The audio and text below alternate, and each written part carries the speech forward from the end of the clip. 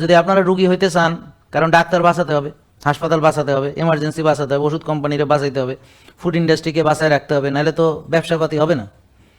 তা এখন আপনাদেরকে কি করতে হবে, যে আপনারা জম্মের খাওয়া খালি খাইবেন, চোখ বন্ধ করে যা পাইবেন তাই খাবেন, এবং ক্ষুধা লাগছে কি লাগছে না এটা দেখার কোনো দরকার নেই।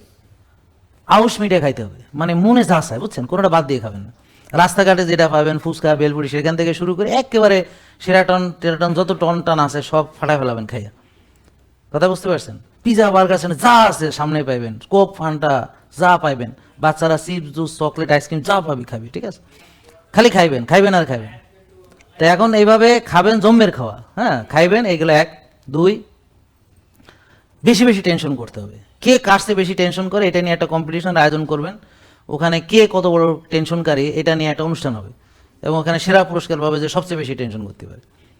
তারপরে আসবেন রাত কে জাগতে পারে, যে বলবেন যে না আমি তো একেবারে রাত্রে ঘুমাই না, একবারে ফজর পড়ে ঘুমাই, আলহামদুলিল্লাহ।